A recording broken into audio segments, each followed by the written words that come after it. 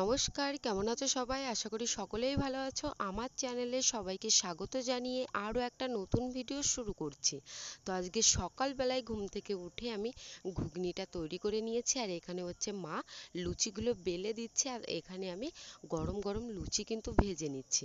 তো মা আসার পর থেকেই না ভিডিও করার ইচ্ছাটাই উড়ে গেছে, কারণ মায়ের সঙ্গে যেহেতু অনেক দিন দেখা হয় না, মায়ের সঙ্গে থাকা হয় না, তো বুঝতেই পারছো যে অনেক দিন পরে যেহেতু মা এসেছে, তো গল্প করার সংখ্যাটাও দ্বিগুণ বেড়ে গেছে। তো মা এখানে লুচিগুলো বেলে দিচ্ছিল, আর এখানে আমি কিন্তু গরম গরম লুচি ভেজে নিচ্ছিলাম। লুচি ভেজে এখানে আমি মাকে খেতে দিয়ে দিয়েছি, তোমাদের দাদাভাইকেও কিন্তু আমি টিফিনটা দিয়ে দিয়েছি।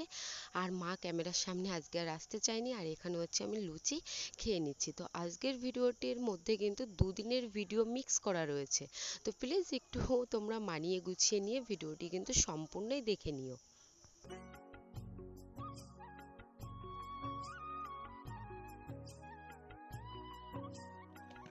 সকালের খাওয়া দাওয়া মোটামুটি সকলেরই কমপ্লিট হয়ে গেছে। তার পরপরই আমি দুপুরের রান্না করার জন্য ফ্রিজ থেকে মাংসটা বের করে নিয়েছি, তার পাশাপাশি কিন্তু কই মাছটাও বের করে নিয়েছি। তো মাংসতে আমি আগে থেকেই জলটা দিয়ে দিলাম, আর এখানে হচ্ছে কই মাছটাকেও কিন্তু আমি জল দিয়ে আধা ঘন্টা মতো রেখে দেবো, যাতে বরফটা কেটে যায়।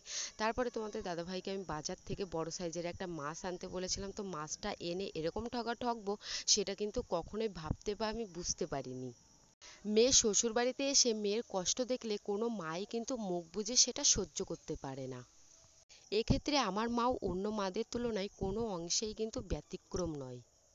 আমার মা যেহেতু মাংস খায় না, আর আমার বাড়িতে যেহেতু এসেছে আমার বিয়ের এই প্রায় 2.5 বছর হতে চললো, তো তারপরে কিন্তু আমার মা এসেছে আমাদের বাড়িতে 2.5 বছর পরে।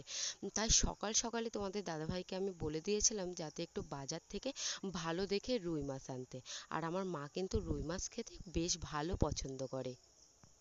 বাজার থেকে যখন তোমাদের দাদাভাই এই বড় সাইজের মাছটা আনে, আমি যখন ব্যাগটা খুলে দেখি যে এর মধ্যে রুই মাছের বদলে গ্লাস কাপ মাছ রয়েছে, তখন তো আমার মাথায় হাত পড়ে গেছে।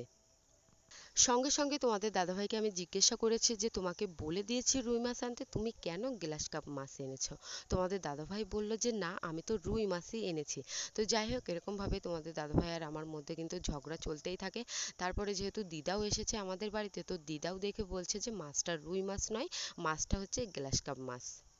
যে মাছটা দিয়েছে সেই হয়তো কানে হয়তো কম শুনেছে, বা ইচ্ছা করেই কিন্তু রুই মাছের বদলে গ্লাস কাপ মাছটা কিন্তু দিয়ে দিয়েছে।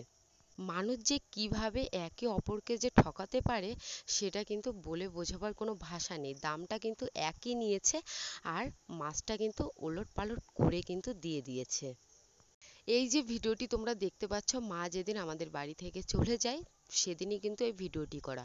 তো মা কিন্তু খুব সকালবেলায় বাড়ি থেকে রওনা দিয়ে দিয়েছিল, একেবারেই কিন্তু ভোর 5টার দিকে, আর আমার শ্বশুর মশাই কিন্তু দমদম অবধি পৌঁছাতে গিয়েছে। তো ভাইকেও না খুব সকালবেলায় ঘুম থেকে উঠে আমি 3 প্যাকেট ম্যাগি কিন্তু রান্না করে দিয়ে দিয়েছিলাম, যাতে ও ট্রেনের মধ্যে ম্যাগিটা খেয়ে থাকতে পারে।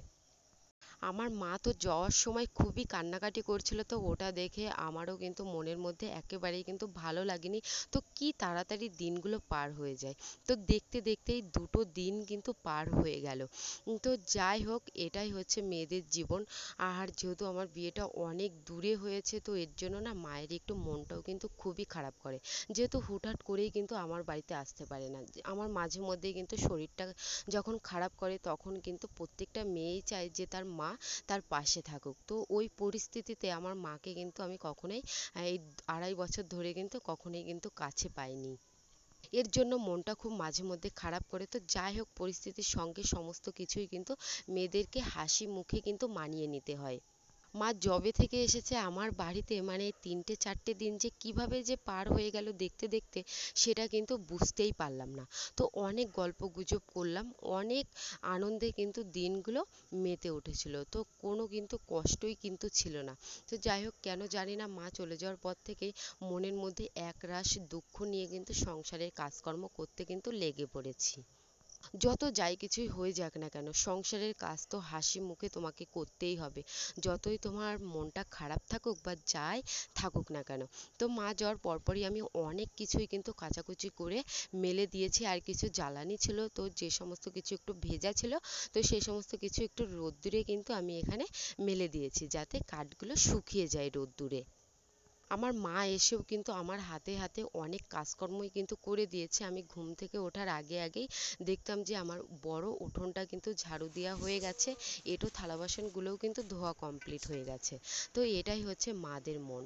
মারা কিন্তু সন্তানদের কষ্ট কিছুতেই কিন্তু সহ্য বা দেখতে পারে না।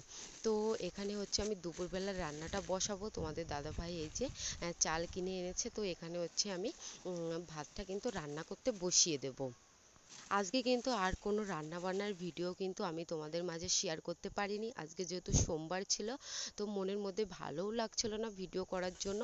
তো তবুও কিছু কিছু ভিডিও করেছি, যেগুলো না করলেই নয়, না হলে আবার আমার ইউটিউব চ্যানেলটা কিন্তু মানে ডাউন হয়ে যাবে। তো এই ভেবে ভিডিওটি করা আর কি। তো আমি দুপুরের জন্য রান্না বান্নাটাও সেরে নিয়েছি।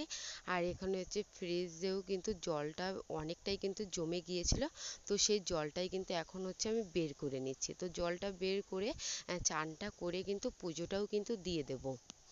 আর এই দুটো তিনটে দিন সেরকম ভাবে কিন্তু ঘুমই কিন্তু আসেনি, যেহেতু মা ভাইয়ের সঙ্গে গল্প করেই কিন্তু সারাটা দিন পার করে দিয়েছি। তো আমার চান করা কমপ্লিট, এখন হচ্ছে আমি পুজোটাও কিন্তু দিয়ে নিচ্ছি। তো চলো বন্ধুরা, আজকের ভিডিওটি আমি এখানেই শেষ করছি। আশা করছি আজকের ভিডিওর কোনো না কোনো পার্ট তোমাদের অবশ্যই ভালো লেগেছে। যদি এই দিদিভাইয়ের ভিডিও যদি তোমাদের ভালো লেগে থাকে, তাহলে অবশ্যই চ্যানেলটিকে সাবস্ক্রাইব করে যে দিদিভাইয়ের পাশে থেকো, সঙ্গে থেকো।